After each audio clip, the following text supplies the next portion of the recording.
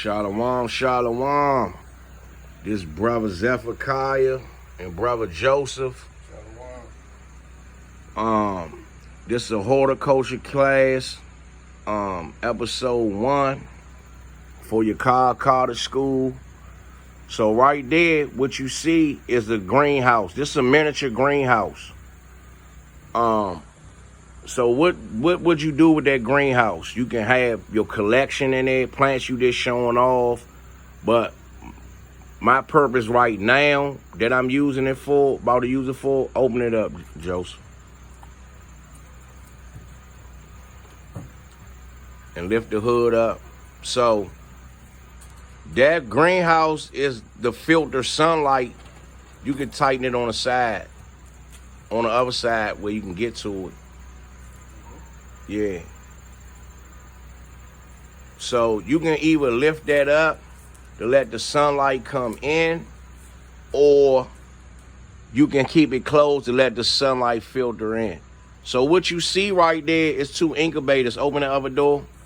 2 incubators right there. I got an idea what I'm gonna use them for. Basically, one of them gonna be for cactuses, one of them gonna be for regular crops or whatever like that. Unless I get another incubator. I got sand down there. You got sand. Yeah, here go one right here. That's the other one right there. Get the other one. So these incubators, you see that? They come ready-made, and what it does is, this is peat moss. You put 1 seed down in this hole right here, right? Or you can cut little holes, like I might cut holes around there if I use it for cactuses to put seeds in there like that. But it already ready-made for 1 seed per cell, right? You water it down here, and at the bottom, the water goes up to give the roots nutrients like that. Once the seeds sprout, this incubator keeps the humidity down so your seed doesn't dries out. You got another one right here. It got 72 slats. Once you put water on these little pellets, it's going to swell up like on the package right there. It's going to go from this to this. You see that? And then once the seedlings grow, you take them and transport them to the garden bed around back. Go to Genesis 8:22. So it's a time for everything. Normally seeding time is in the springtime, when all the animals start to reproduce, come out of hibernation, the plants and stuff start to grow back. But you can grow things in the winter. Genesis 8:22. It's the book of Genesis, chapter 8 and verse 22. While the earth remaineth, seed time and harvest, and cold and heat, and summer and winter, and day and night shall not cease. Read it again. While the earth remaineth, seed time and harvest. Stop. He says, read it. What it say? Seed time and harvest. What it say? Seed time and harvest. So, seed time. So this right here, what you would do for seed time. I can start these in the winter time when it's cold. Because where I live at, it gets cold in the winter. And then in the spring, they'll be at a nice size that I can come out and plant them in the ground. Go to Proverbs 24 and 27. Why am I doing it like that? Why I just don't come out in the spring and just throw seeds in the ground? It's only a certain amount of summertime to grow, to get your crops and all that ready. So let's see what the scripture's talking about. Proverbs 24 and 27. The book of Proverbs, chapter 24 and verse 27. Prepare thy work without, and make it fit for thyself in the field. Right. So myself is talking about my family. So I gotta prepare my work. What's the work? These seeds that go in here. The work is the seedlings, the fruit, vegetables. It could be tomatoes. It could be anything, cabbage, corn, anything you could think of.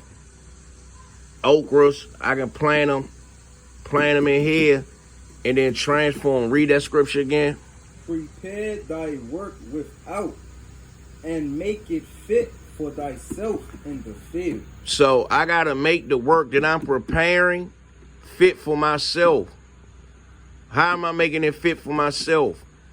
I only got a certain amount of months from June to August. I'm going to say from March to August, late. I'm going to say from April to August, April to the beginning of September, to grow all my food and go back to Genesis 8:22. After I grow my food, then there's something else I got to do. The book of Genesis, chapter 8 and verse 22. While the earth remaineth, seed time and harvest. And what? And harvest. And what? And harvest. So, now it's time to harvest what we done grown out of here. So I can have this growing. Once I take out of here, I can grow this during the wintertime in the house. And then when I plant it in a grow bed in the spring, then I can harvest it when it's about to get cold back again. So you take the seedlings out of here, and then you plant them. You got an example over there. See the corn over there? Let's see.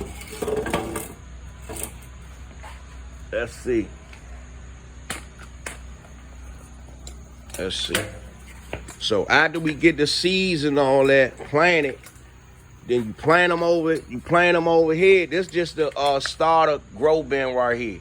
The real grow bed is in the backyard. Right here. There's corn, citrus trees. There's a lot of stuff going on. Some butternut squash in the back. But you take what you got from, and see how big it's getting. So you will have to take it out of the incubator and come plant it over here. Like that. Seed time and harvest. You see this corn over here? That corn right there, the one with the silk. You see that? That's corn. That's real corn on there. It's about to be cold, so I would want to take that and harvest it before it would die off in the wintertime. So this horticulture 101. We gonna get more into it when we setting up the grow bed. So you got it right here, incubators. You can start these off in the house in the winter. That way you got a head start. And when it's seed time, you put your seedlings in the ground. A baby plant is a seedling, so it's still part of seed time. And you get a head start, and you plant your seedlings in a garden, wherever you're garden at. This has 60. This one has 72. So if I planted all food in these, that will be 132 baby food plants that I have. You can plant all different type of stuff. Each row can be a different fruit. Different vegetable in each row. Like that. You don't want to plant one of the same thing. Signing out, Brother Zephaniah. Brother Joseph. And this horticulture 101. Shalom. Shalom.